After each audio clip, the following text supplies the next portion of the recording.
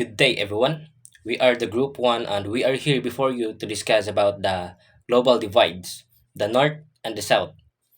But before we start our discussion, we just want all of you to know that this is for educational use only and our group is allowing our instructor, Mr. Roldan Ardines, to use this educational material.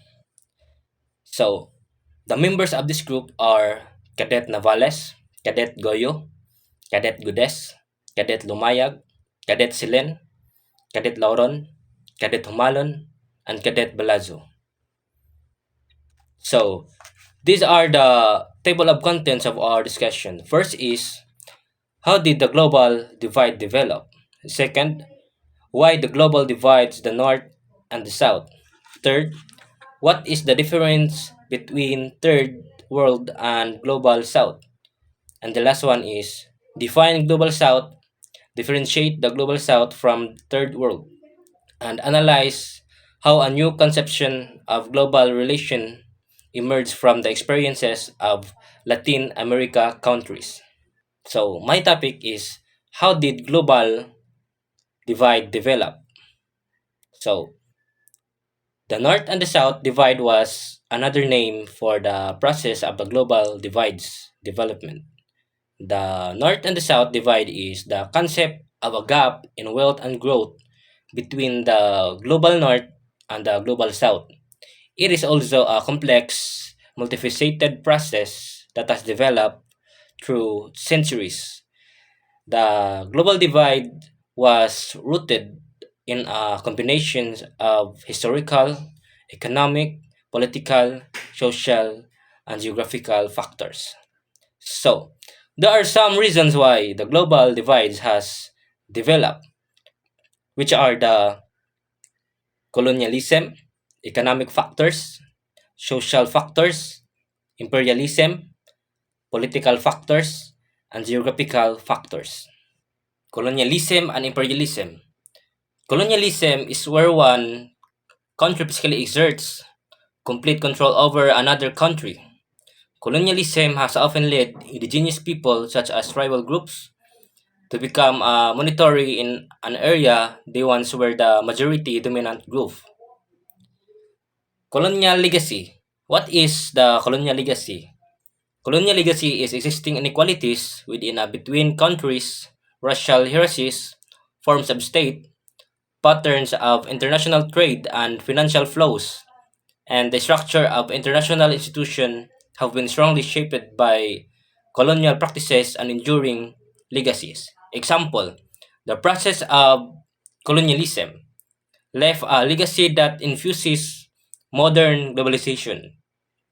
The European nations overtook control over of various areas. Leaders and merchants moved many indigenous peoples from their homeland to solve labor shortages faced by the colonial powers. Another example, Spain established its first permanent settlement in the Philippines in 1565. Spanish colonial control of the Philippines continued until 1898. That is why we adopted some of their practices like languages, literature, and especially the religion. Imperialism. Imperialism is the policy or practice by which a country increases its power by gaining control or influence over other areas of the world, often through colonization, military force, or economic dominance.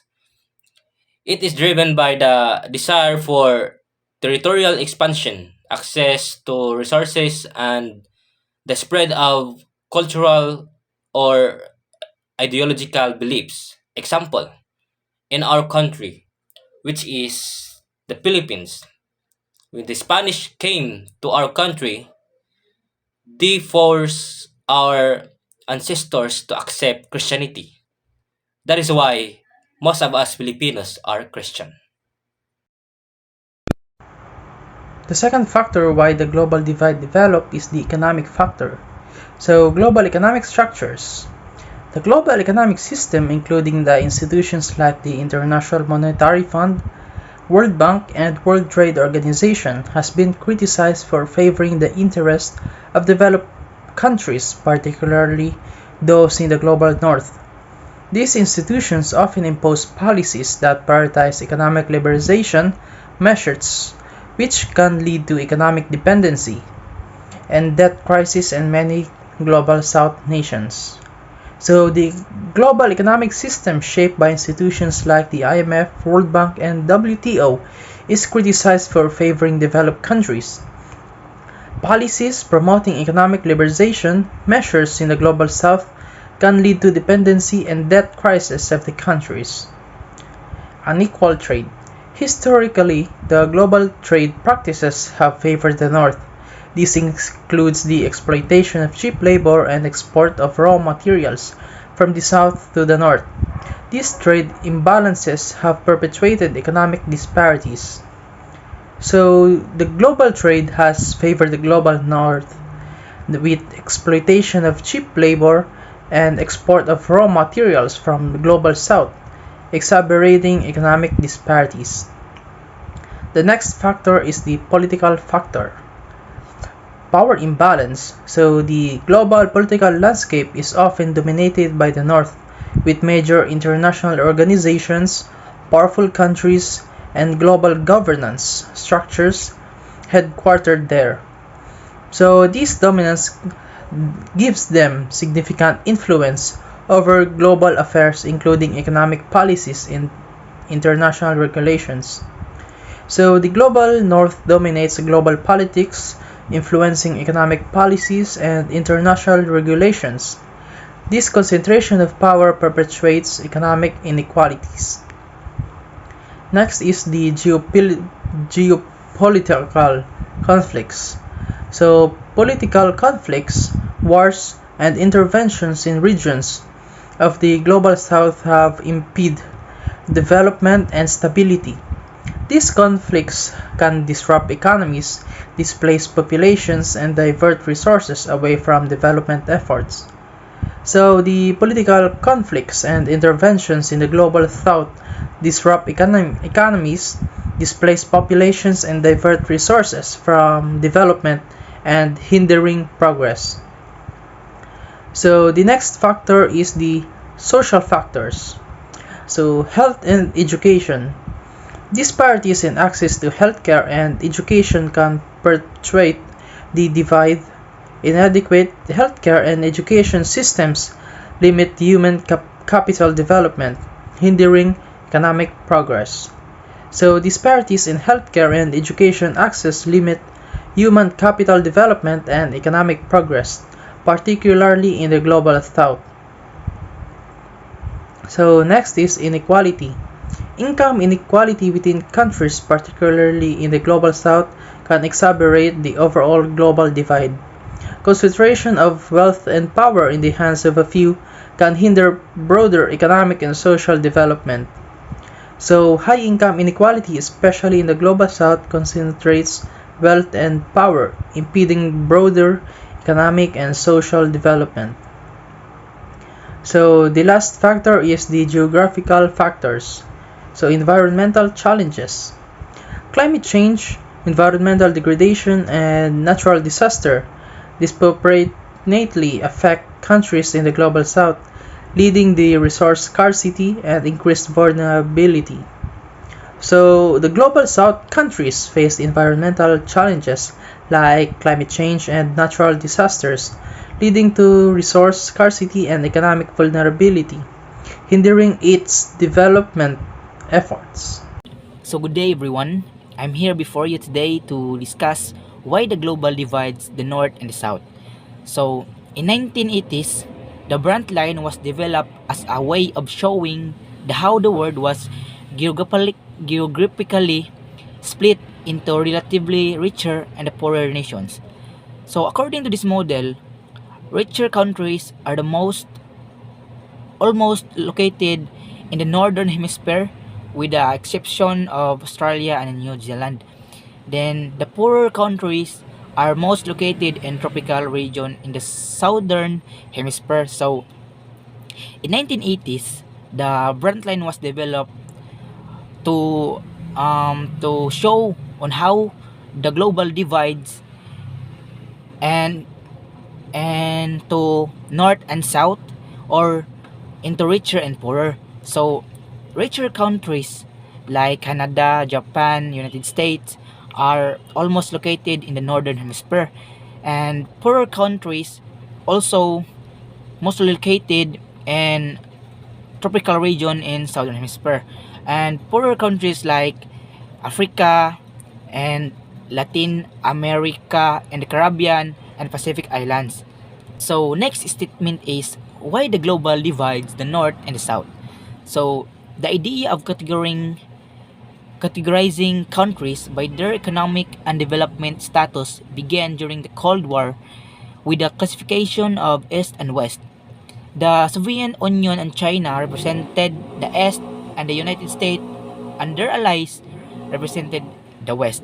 So, in this statement, the global divides into North Hemisphere and South Hemisphere because of their different levels of wealth, economics, development, income equality, democracy, and the political and economic freedom.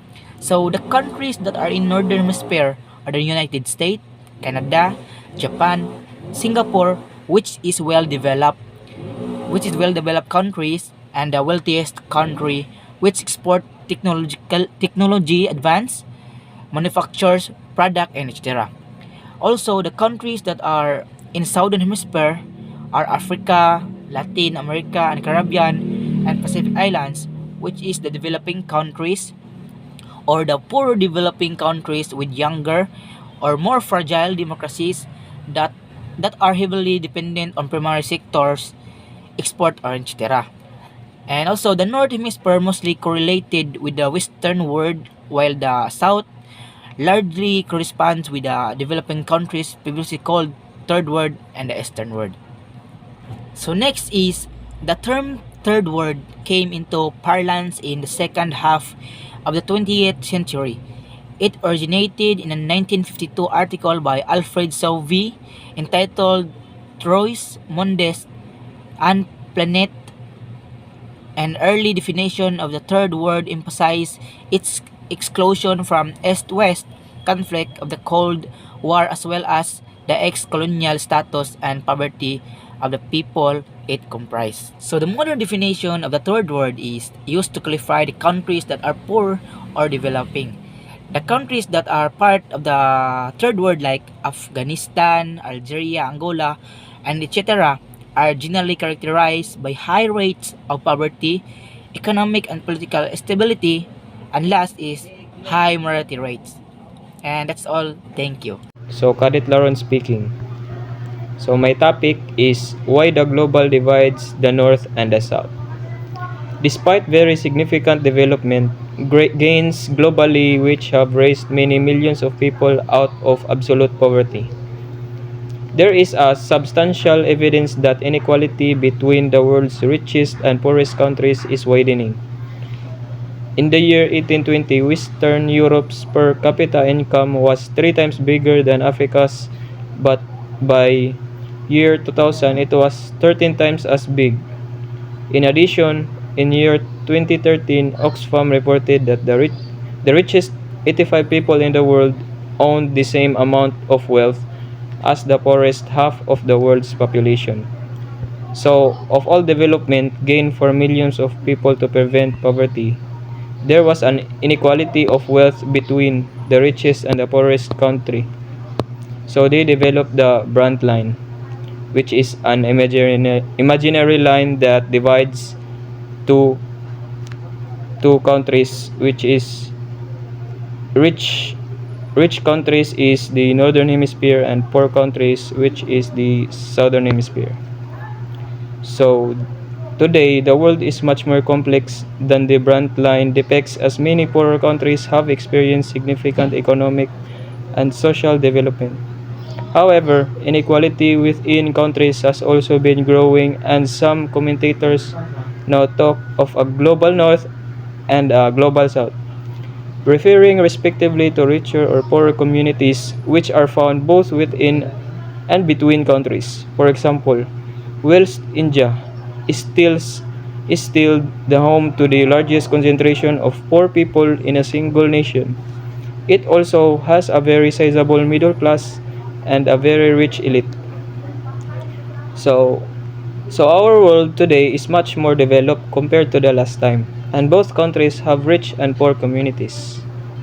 So there are many causes of these inequalities, including the availability of natural resources, different levels of health and education, the nature of a country's economy and its industrial sectors, international trading policies and access to markets, how countries are governed and international relationships between countries, conflict within and between countries, and a country's vulnerability to natural hazards and climate change. So as we can see, each country has their different availability of their development. So, good morning, and I'm in charge of the topic of the difference between third world and global south. So, but before that, we'll have a brief discussion about something that will be connected to that topic. So, the first thing that we have to discuss is why is the smaller islands more affected in global south. So, smaller islands. Why is it that smaller islands are most affected by climate change? Why is it? We know smaller island or smallest islands are hit hardest by climate change because they are closer to the sea level. So, if you have a island, if you are living in the small islands, you are prone to that because your sea level is lower, making it vulnerable to rising sea levels and also flooding. So additionally, these smaller islands often lack the resources to adequately protect themselves due to their low level of development. So if you're curious, these countries involves in usually in Asia. So Asian countries that involve in global south are some examples of this is kanang India, Indonesia, Bangladesh, and Pakistan, and also Philippines. Philippines is present in global south. So why is it that these countries is global south? So these countries are often characterized by lower levels of economic development and may face environmental challenges.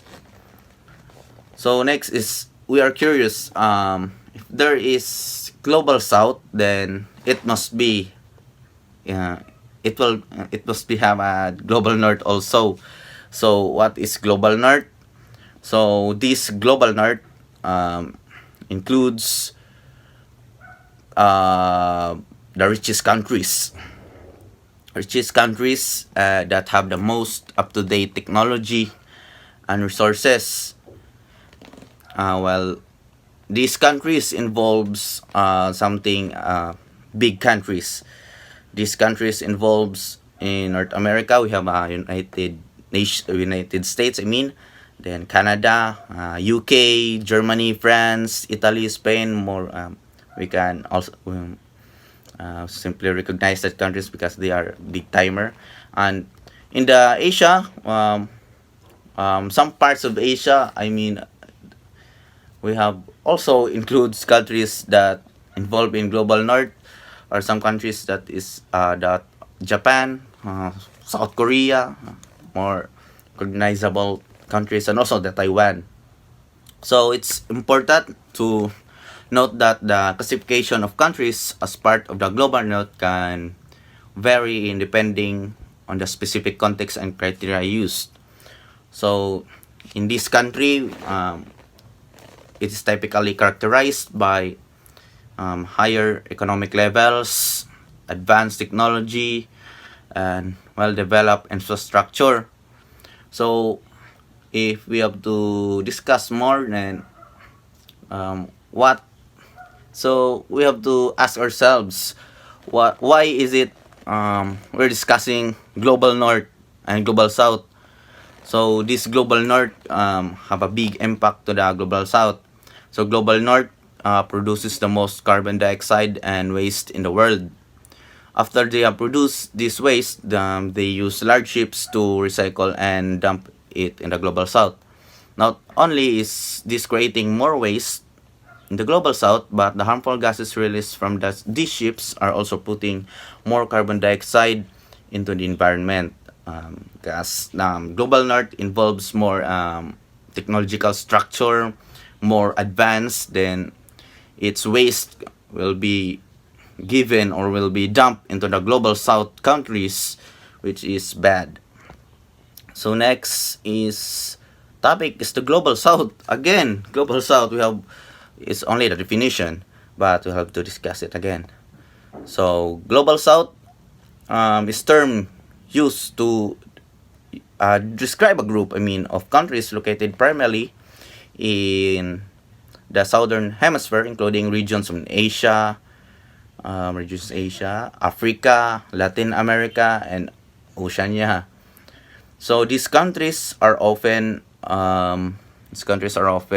characterized by lower levels of economic development. As we say, country also involved in global south.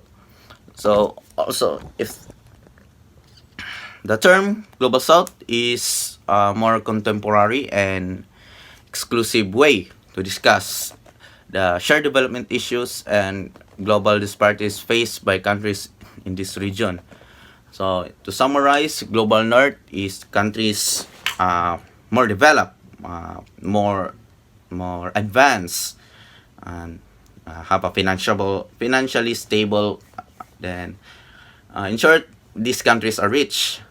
And on the other side, the global south, the opposite of global north, is more problematic country with a low level financially status, and its social condition is low. So that's as we go back to the topic of what is the difference between third world and global south. So we must have to discuss what is the third world. So third world originated during the Cold War, and also it referred to the countries were not aligned, either the Western Bloc led by the United States and its allies, or the Eastern Bloc led by Soviet Union. So third world countries were often characterized by lower levels of industrialization, lower income levels, and also less political influence on the global stage. However, it's important to note that the use of third world is now considered outdated and potentially pejorative, and it's largely fallen out of favor in academic and diplomatic circles. While the global south, this term emerges as a more politically correct and inclusively alternative to third world. It refers to countries that are located in the southern hemisphere and generally face socio-economic and generally face challenges such as poverty, underdevelopment, and limited access to resource. The global south countries includes that countries which are lower. So in summary, both terms been used to describe less economically developed regions.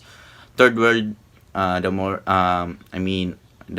major difference is that the third world is more dated and geopolitically focused term, whereas the global south is more contemporary and economically focused that aims to promote a more equitable and exclusive perspective on global issues.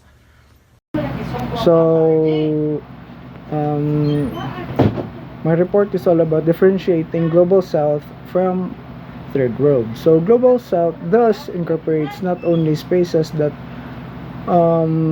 used to be referred to before as Third World, but also spaces in the North that are characterized by exploitation, oppression, and neo-colonial relations. So, one of the examples includes the indigenous and black community. So ang katong mga kuan daw kanang who lived in kanang like for example mga black, which is ana yeah, and immigrant communities. So kanang sad mga immigrants nga community ba, like in one, for example sa country ana niya, in western societies and vice versa, some spaces that used to be part of the third world now inhabit an ambiguous political and economic space because of rapid process of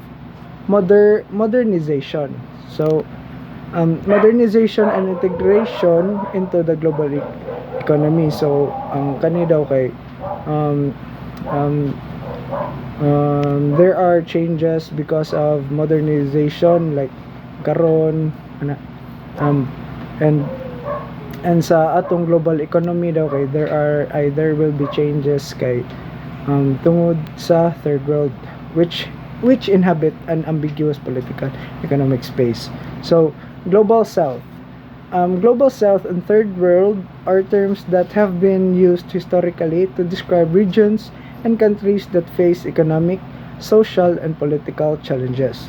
So um, um, ang kuan daw, ang global south and third world, ang kuan nila, these are their similarities. So which I have mentioned that countries that face economic, social, and political challenges. So let's proceed to global south versus third south. So I will be differentiating global south from third world. So in global south, economic focus, global south is a term that primarily focus on economic disparities and development challenges. It refers to countries primarily located in the southern hemisphere. So southern hemisphere, so kanang like for example South Africa, South America, like kanang kuan sa south nga part, that tend to have lower levels of economic development, limited access to resources, and face various development issues. So one of example kay katong one of example is Africa, because Africa is really low on water. Like they have been searching for water. Water for them is like super pricely. So historical content, third world originated during the Cold War and was initially a political classification based on countries' alignment with either the capitalist first world or the communist second world. It did not necessarily reflect economic development, but was more about political alignment. So sa third world daw, di ba sa kuan sa global south kay about sa economic focus, sa third world kay it's all about the historical context, which it is so hard for them to grow their economic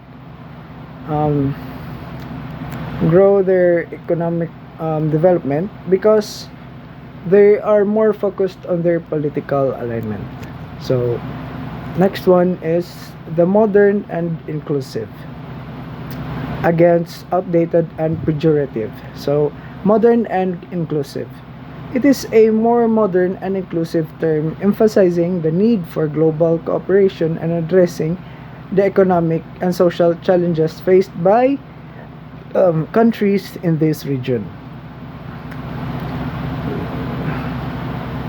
So sa global south daw kay they need to have global cooperation and addressing the economic and social challenges. Sa global south daw kay we need to cooperate, and we have to address what are the challenges that may occur in our country in order for us to cooperate with each other and be as one. So in third world, so outdated and pejorative. So this term has fallen out of favor in contemporary discourse and is considered outdated and somewhat pejorative by some. It is rarely used in academic or policy discussions today. So next, lastly, the contemporary usage against political connotation. So contemporary usage. Global South is a commonly used term in contemporary discussions of development, international relations, and global inequalities like sa UN, ano. So the next one is political connotation. So political connotation in third world was primarily a Cold War era political classification and did not inherently carry an economic development connotation. So wala the they did not carry any economic development, like they stayed kung what they unsa ra jud sila na. That would be all. Thank you. So, good day. New conception of global relations emerged from the experiences of Latin American countries. So,